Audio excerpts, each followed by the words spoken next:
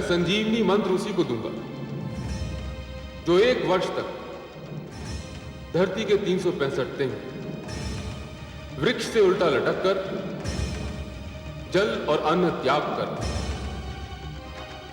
केवल जलती हुई पत्तियों का धुआं पीता रहा पूरे 1 वर्ष।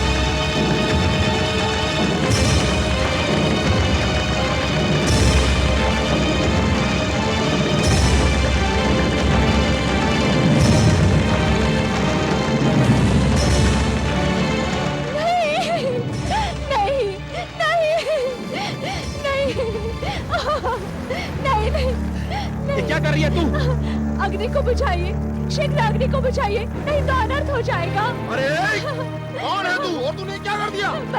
मैंने अग्नि में मिर्च डाल दी है। ईश्वर के लिए शीघ्रता कीजिए, अग्नि बुझाइए, अग्नि बुझाइए।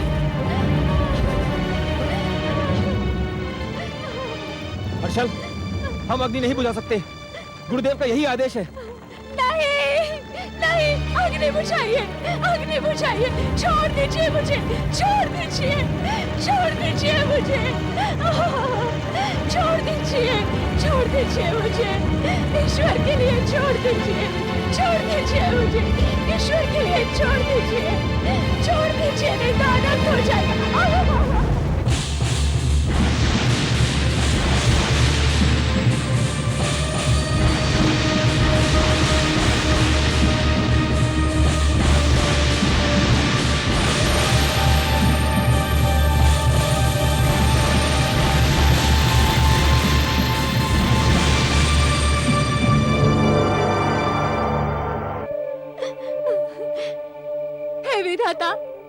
मेरे हाथों से ये कितना बड़ा अनर्थ हो गया।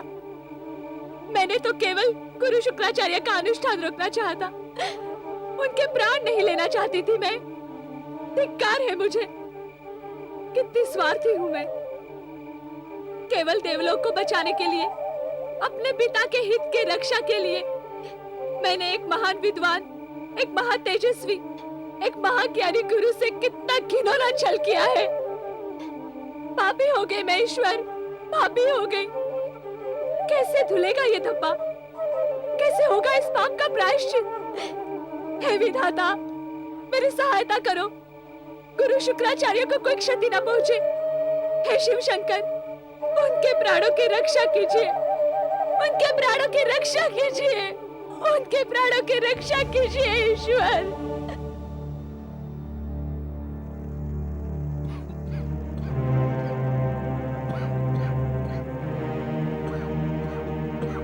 हम गुरुदेव को इस अवस्था में नहीं देख सकते। हर्षला में उन्हें वृक्ष से उतारना होगा। नहीं महाराज, हमें गुरुदेव की इच्छा के विरुद्ध कोई भी कार्य नहीं करना चाहिए। यदि हमने उनके अनुष्ठान में विघ्न डाला तो वो हमें कभी क्षमा नहीं करेंगे।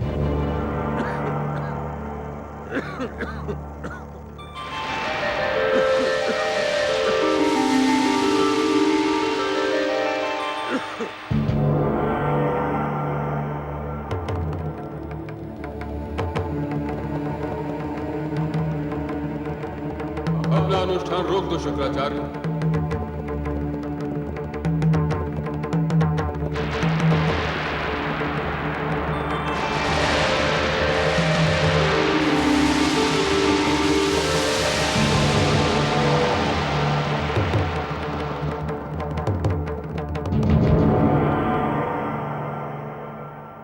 घोर अत्याचार हुआ तुम्हारे साथ गुरु शुक्राचार्य, अक्षम्य अत्याचार। ऐसा षड्यंत्र देवराज और उनकी पुत्री को शोभा नहीं देता। परंतु तुमने अपना अनुष्ठान रोक क्यों नहीं दिया? मैंने तुम्हें पत्तियों का धुआं पीने को कहा था, मिर्चों का धुआं पीने को नहीं। हे महादेव, यदि मेरे प्राण भी चले जाते तो भी मैं इस अनुष्ठान को ना रोकता, क्योंकि आपको दिया हुआ वचन मेरे लिए मेरे प्राणों से अधिक मूल्यवान है भोलेनाथ। मैंने जान लिया था कि तपस्विनी के वेश में देवराज इंद्र की पुत्री जयंती मेरे अनुष्ठान का बल्कि मेरा अंत करने की चेष्टा कर रही। पर महादेव, मैं चुपचाप ये अन्याय देखता रहा। आपका आदेश मेरे कानों में गूंज रहा था। मैं आपके आदेश की अवहेलना ना कर सका। तुम धन्य हो शुक्राचार्य।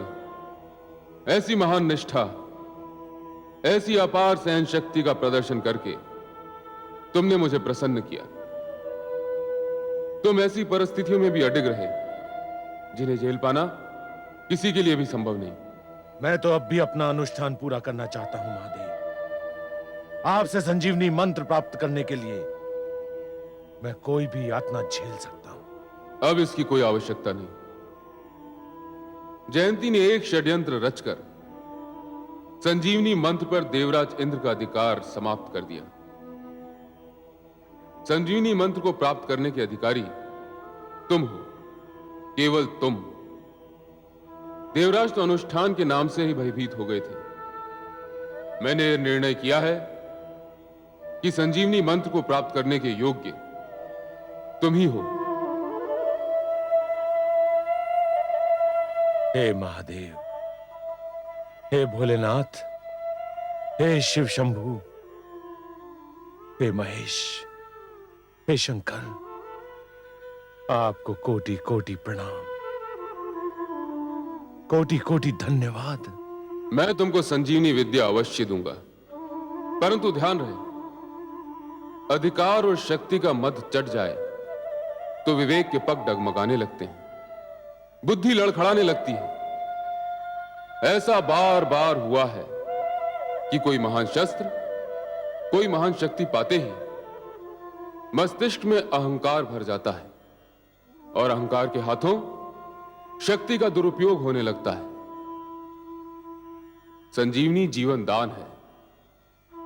जीवन पुण्य को भी मिल सकता है और पाप को भी, प्रकाश को भी मिल सकता है और अंधकार को भी।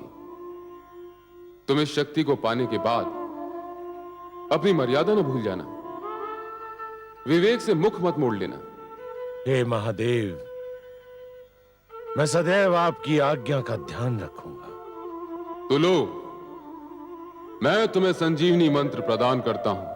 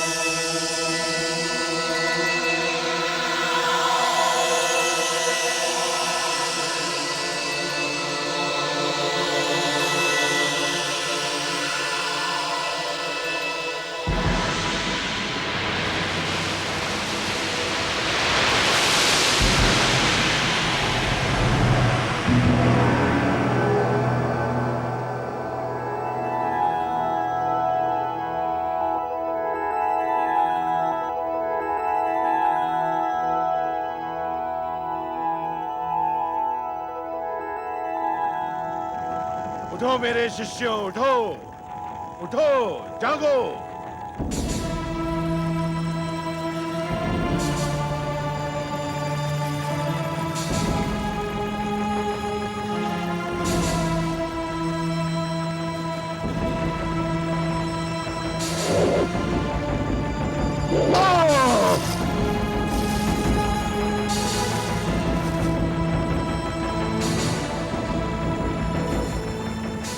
गुरुदेव, ये क्या किया आपने?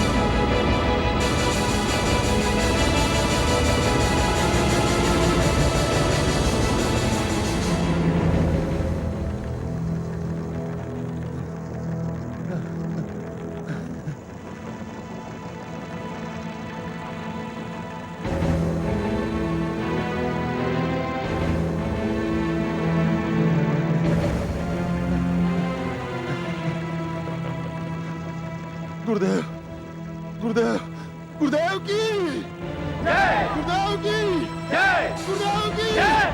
गुरुदेव की जय! गुरुदेव की मिल गया, मुझे संजीवनी मंत्र मिल गया। अब तुम्हें किसी को मृत्यु नहीं आएगी। यदि आएगी तो मैं उस मंत्र से तुम्हें पुनः जीवित कर दूंगा। मेरे प्रिय शिष्यों, तुम्हारा सौभाग्य लौट आया। मेरी तपस्या सफल हो गई। अब देवताओं से प्रतिशोध लेने का समय आ गया। मैं वर्षों से जिसकी प्रतीक्षा कर रहा था, वो घड़ी आ गई।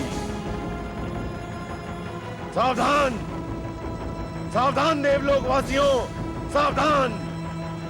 हे देवताओं, मुझे वो शक्ति मिल गई है जिसका उत्तर तुम्हारे पास भी नहीं है।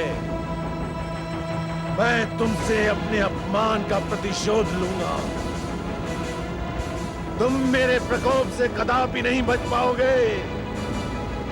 गुरुदेव की जय! गुरुदेव की जय! गुरुदेव की जय! गुरुदेव की जय! गुरुदेव की जय! गुरुदेव की जय! गुरुदेव की जय! गुरुदेव की जय! गुरुदेव की जय! गुरुदेव की जय! गुरुदेव की जय! गुरुदेव की जय! गुरुदेव की जय!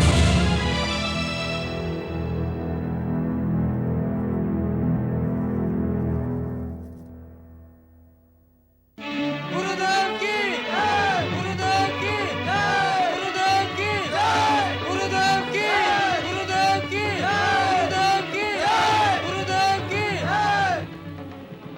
प्रणाम गुरुदेव। यशस्वी भाव। आइए माते।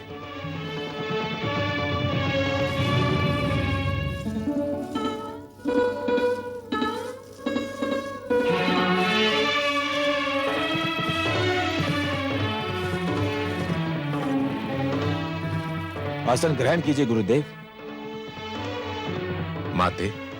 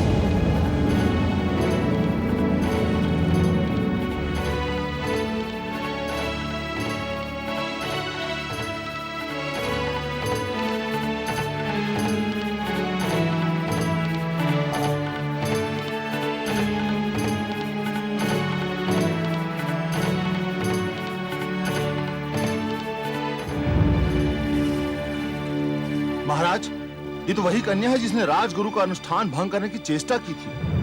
हाँ गुरुदेव, ये वही कन्या जो आपका अनुष्ठान रोकने के लिए आपके प्राण लेना चाहती थी। मैं जानता हूं। कन्या, क्या तुझे अपना अपराध स्वीकार है? हाँ, मुझे अपना अपराध स्वीकार है। तो फिर तुझे इस अपराध का दंड मिलेगा।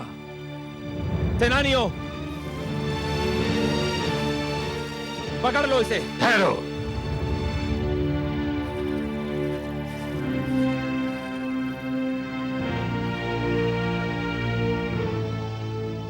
इस देव कन्या ने मेरा अनुष्ठान रोकने की चेष्टा की थी, इसलिए ये मेरी अपराधनी है। इससे प्रश्न पूछने और दंड देने का अधिकार केवल मुझको है, किसी और को नहीं। प्रश्न पूछने की क्या आवश्यकता है गुरुदेव? ये एक राजकन्या है और इसने भरी सभा में अपना अपराध भी स्वीकार कर लिया है। इसके साथ वही व्यवहार होगा जो एक शत्रु कन्या के साथ होना चाहिए। नहीं, न्याय विधान कहता है कि अपराधी को अपनी बात कहने और उसे अपनी रक्षा करने का पूरा अवसर दिया जाना चाहिए। किसी अपराधी से उसका ये अधिकार छीना नहीं जा सकता है।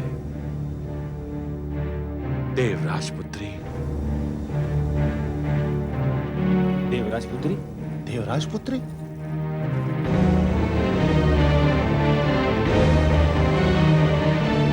हाँ, ये देवराज इंद्र की पुत्री जयंती है।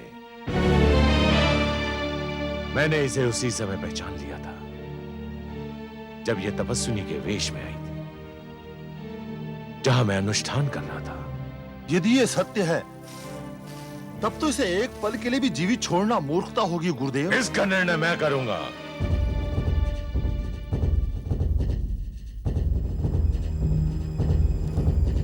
देवी जयंती, तुम जानती थी कि यहां इस सभागार में आना तुम्हारे जीवन के लिए संकट बन सकता है।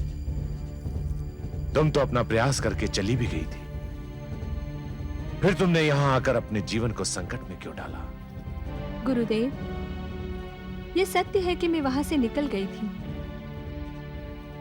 पर मैं पीड़ा के उस घेरे से नहीं निकल पा रही थी जो इस दुष्कर्म के पश्चात मेरे मन और मेरी आत्मा से उठ रही थी। तो फिर तुमने वो दुष्कर्म किया ही क्यों था? मैं चिंतित थी कि आपका अनुष्ठान सफल हो गया तो मेरे पिता की सत्ता पर संकट आ जाएगा। अपने पिता से अथाह प्रेम ने मुझे इस दुष्कर्म पर विवश कर दिया था। पिता का प्रेम एक स्वाभाविक ही नहीं, एक महान और पवित्र भावना है। फिर तुम्हें उस पर पश्चाताप क्यों है देवी? मैंने आपका अनुष्ठान भंग करने के लिए जो कुछ भी किया वो सत्य ही पिता से प्रेम का परिणाम था, परंतु उसके उपरांत जो कुछ भी हुआ उसकी मैंने कल्पना भी नहीं की थी। मैंने आपके नेत्रों से, आपकी नाक से और मुंह से रक्त की फुहारें फूटती देखी तो मेरी आत्मा मुझे धिक्कारने लगी।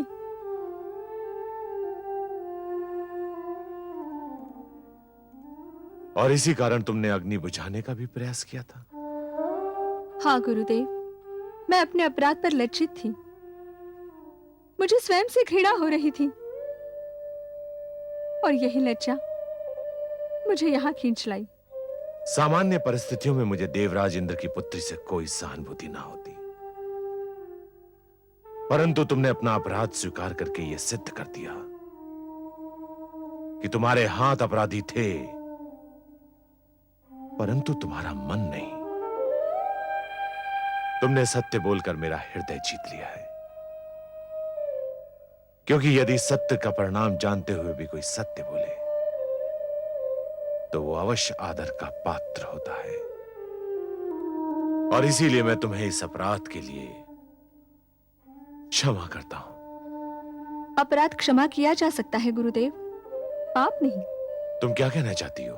आपकी प्रदान की हुई क्षमा मेरे अपराध का बोझ अवश्य हल्का कर सकती है, परंतु मैंने केवल अपराध नहीं, पाप ही किया है और इस पाप का बोझ मेरे मन से तब तक नहीं हट सकता जब तक कि मैं इसका प्रायश्चित न कर लूं। मैं तुम्हारी भावनाओं का आदर करता हूं देवी, यदि तुम समझती हो कि प्रायश्चित तुम्हारे लिए आवश्यक है और तुम्हें उससे शांति मिल सकती है, तो ठीक है, यह अधिकार भी मैं तुम्हें देता हूं। तुम अपना प्रायश्चित स्वयं निर्धारित करो। मैंने निर्धारित कर लिया है गुरुदेव। क्या?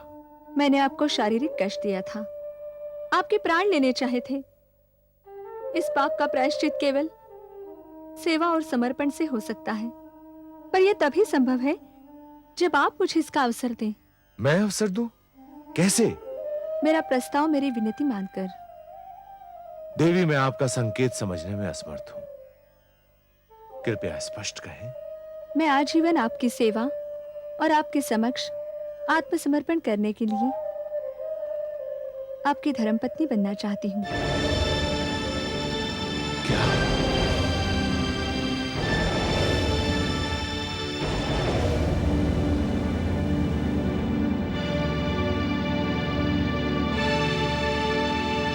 आप जानती हैं आप क्या कह रही हैं? भली भांति जानती हूँ गुरुदेव, और ये जानना चाहती हूँ कि आपको मेरा प्रस्ताव स्वीकार है या नहीं। परंतु देवी, मेरे प्रश्न का उत्तर परंतु नहीं, केवल हाँ या नहीं हो सकता है। इन्हीं में से मैं एक उत्तर सुनना चाहती हूँ।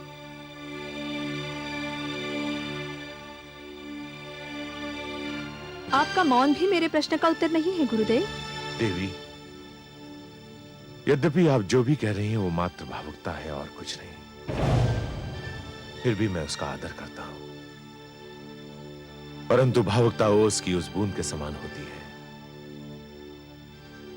जिसे सत्य के सूर्य की एक किरण मिटाने के लिए पर्याप्त होती है।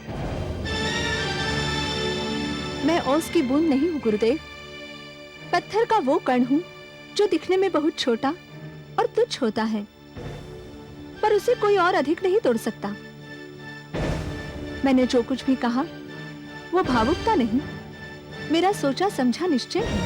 हे देवी, आप देवराज इंद्र की पुत्री हैं और मैं दानवों का राजगुरु। देवता और दानव एक ही नदी के दो किनारों के समान होते हैं, जिनका मिलाप संभव नहीं। मैं देवताओं और दानवों के मिलाप की नहीं, एक पुरुष और नारी के मिलाप की बात कर रही हूँ।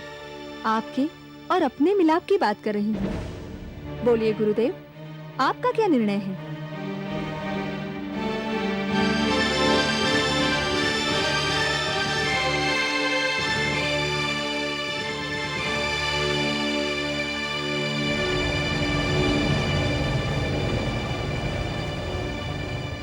वो तपस्वी शुक्राचार्य, स्वर्ग की अप्सराएं भी जिसके पांव न टिका सकी, वो एक कन्या के सामने तर्कहीन होकर रह गया। मुझे आपका प्रस्ताव स्वीकार है देवी।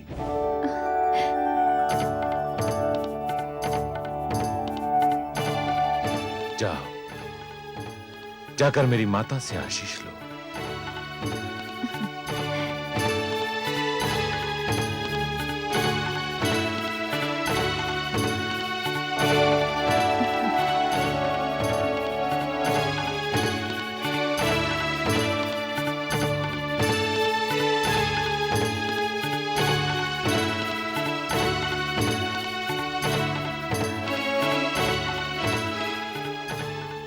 हे पुत्र, संजीवनी मंत्र तो तुमने अपने शिष्यों के लिए प्राप्त किया है, पर तुम्हारी संजीवनी तो यही कन्या है। ये तुम्हें सुख देगी, शांति देगी, परिवार देगी।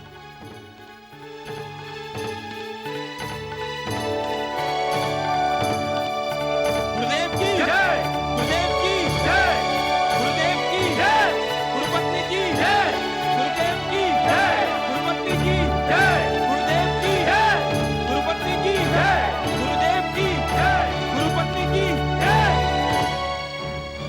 मेरे रक्त ने मुझे धोखा दिया।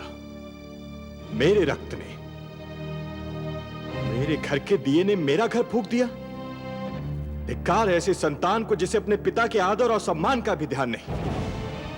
देवराज इंद्र की पुत्री और दानव गुरु की पत्नी, मुझे तो सोचकर भी लज्जा आती है। जयंती ने मेरा सिर नीचा कर दिया। क्यों देवराज, क्यों लज्जा आ रही है आपको? दानवराज की पुत्री आपकी पत्नी बन सकती है, परंतु आपकी पुत्री दानव की पत्नी नहीं बन सकती। मैं भी तो दानवराज पुलोमा की पुत्री थी, पर अब आपकी पत्नी हूँ। वो और बात है। वो और बात क्यों है? इसलिए कि जयंती आपकी पुत्री है और मैं किसी और की पुत्री थी। दानवराज की पुत्री इस परिवार में आ सकती है, परंतु अपनी पुत्री दानव गुरु के परिवार में नहीं भेजी जा सकती। शची, ये पुत्रियों के परिवारों में आने जाने का प्रश्न नहीं है, ये प्रश्न है मेरे सम्मान का। दैत्य गुरु शुक्राचार्य हमारे शत्रुओं के साथ है, और जो शत्रु का साथी होता है वो भी शत्रु होता है। ये जानते हुए भी मेरी पुत्री शत्रु के गले में वरमाला डाले, इससे बड़ी लज्जाजनक बात और क्या हो सकती है? किसी के गले में वरमाला डालना एक कन्या का जन्मसिद्ध अधिकार होता है, और ये अधिकार आप जयंती से नहीं छीन सकते। वरमाला डालने का अधिकार है जयंती को, परंतु मेरा अपमान करने का अधिकार तो नहीं है। उसने आपका अपमान नहीं किया देवराज, उसे अपने किए पर पश्चाताप था। कोई भी व्यक्ति पश्चाताप का बोझ लेकर जीवन भर जी नहीं सकता। उसे विश्वास था कि केवल इसी ढंग से वो अपने मन का बोझ हल्का कर सकती है। इसी में उसका सुख है, तो फिर हम उसे कैसे रोक सकते हैं? मेरी बात मानिए देवराज, परिस्थितियों से लड़ना संभव न हो तो उनसे समझौता कर लेना चाहिए। ये नियति का खेल था। नियति से न आप लड़ सकते हैं न मैं। उसने अनुचित कार्य किया था, प्रायश्चित तो करना ही था। हम कैसे रोक सकते हैं?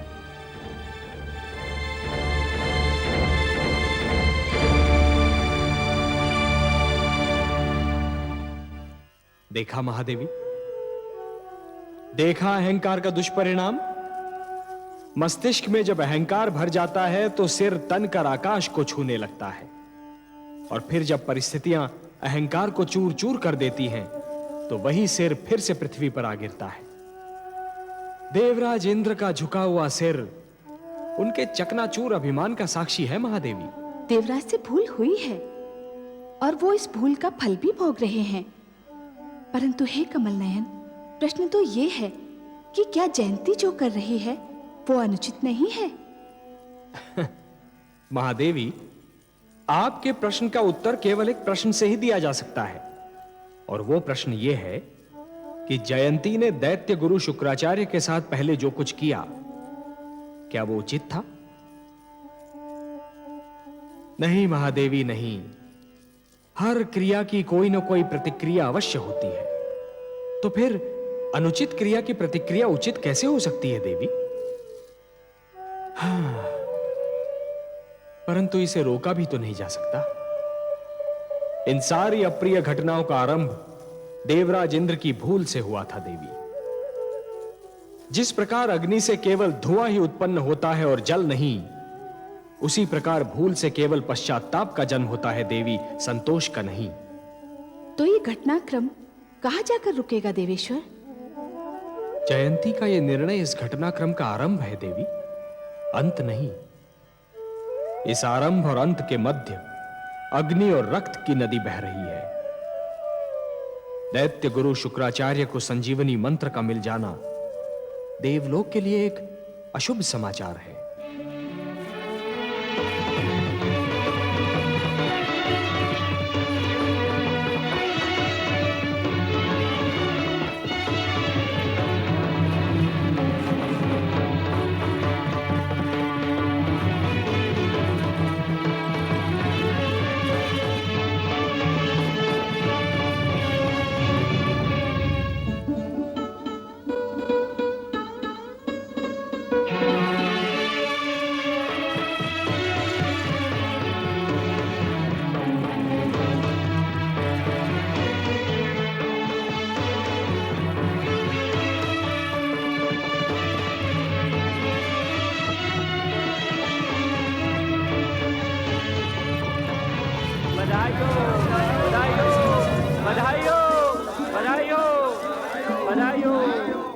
बधाई हो गुरुदेव, बधाई हो।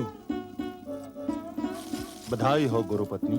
समस्त दानव लोक आपके लिए उपहार लेकर आया है गुरुदेव। मुझे केवल एक उपहार चाहिए। मेरे चरणों में देवताओं का झुका हुआ सिर दे सकते हो? मुझे यही एक उपहार दो। गुरुदेव, हमने तो पहले भी कभी देवताओं से युद्ध करने में अपने प्राणों की चिंता नहीं की, और अब तो आपके पास संजीवनी मंत्र भी है। अब हमें किस बात का भय हो सकता है गुरुदेव? गुरुदेव, आप आज्ञा दे तो मैं आज ही देवलोक पर सेना लेकर टूट पड़ूं, उसे तहस नहस करके रख दूं। आपकी ओर से आज्ञा की देर है, हम आक्रमण के लिए प्रस्तुत हैं। मैं तुम्हें आज्ञा देता हूं, जाओ देवलोक पर आक्रमण करो, अपनी पराजय का प्रतिशोध लो। मुझे और मेरी पत्नी को विजय श्री का उपहार भेंट करो। यही होगा गुरुदेव। हर्षल, सेना को आक्रमण के लिए आज्ञा दो। जो आज्ञा महाराज।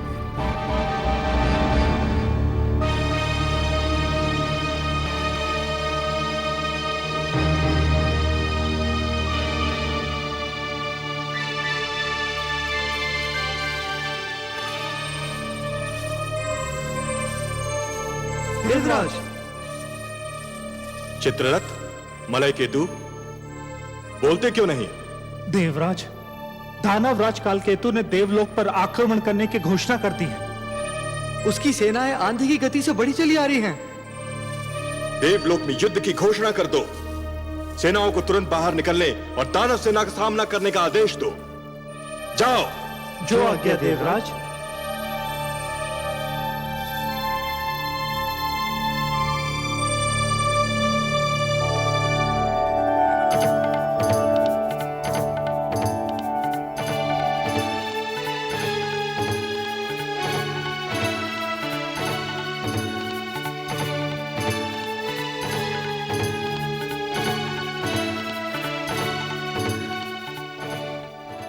मैं आपसे विदा लेने आया हूं देवी। दोनों ओर से युद्ध की घोषणा हो चुकी है। युद्ध किसी भी क्षण आरंभ हो सकता है।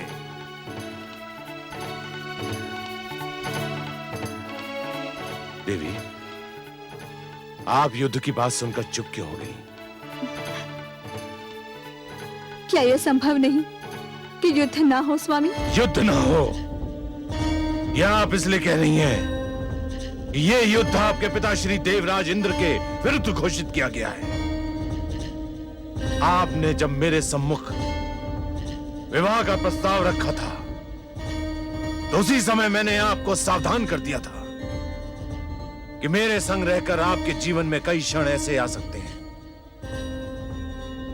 जब एक ओर आपको पातिव्रत धर्म खींचेगा और दूसरी ओर पिता का मोह। नहीं स्वामी नहीं, पत्नी धर्म में मेरी निष्ठा का अपमान न कीजिए। मैंने युद्ध की चर्चा इस उद्देश्य से नहीं की थी।